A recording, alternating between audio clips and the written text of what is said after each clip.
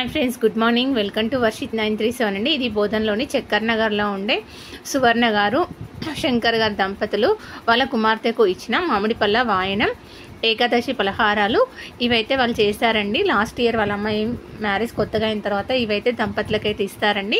చాలా చక్కగా చేశారు. అన్నీ కూడా తల్లిదండ్రులకు కూతుర్లు కానీ కొడుకులు అంటే చాలా ప్రేమ అండి. ఎంత కష్టమైనా మన పిల్లల కోసం చేస్తారు. మామిడి పళ్ళు వాయనంకి తాండ్రతో చేసిన మాలలు కానీ వడ్డానం కానీ రింగ్స్తో సహా తన కూతురు కోసం తనైతే చక్కగా చేశారండి. ఏ కెమికల్ లాంటివి యూజ్ చేయకుండా మాల చేయడము వడ్డానం చేయడం చాలా బాగుంది. రింగ్స్తో సహా చేశారు. తన కూతురు పేరు తారా అని స్టార్ లాగా కూడా మామిడట్టుతో చేశారండి. ఎంత ఓపికతో చేశారో తన పిల్లల కోసం. తల్లి ఎంత కష్టమైనా పడుతుంది కదండి. ఇలా చేసి అన్ని చక్కగా బట్టలు ముట్టించి కొత్త జంటకి అందరితో కలిసి సెలబ్రేషన్ అయితే చేసుకున్నారండి.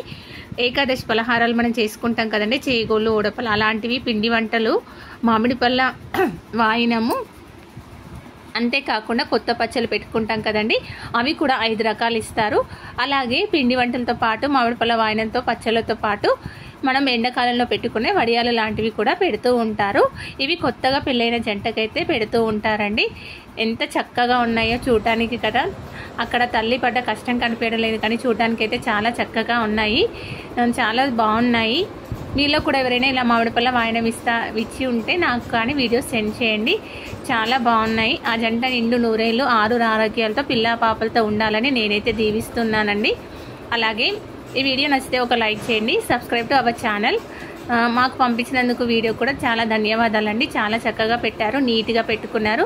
అంతమంది కలిసి సెలబ్రేషన్ చేసుకున్నారు. ఏ చిన్నదైనా పెద్దదైనా అందరూ కలిసి ఉంటేనే హ్యాపీగా సంతోషంగా ఉంటుంది కదండి. మా వీడియో కనుక నచ్చితే లైక్ చేయండి.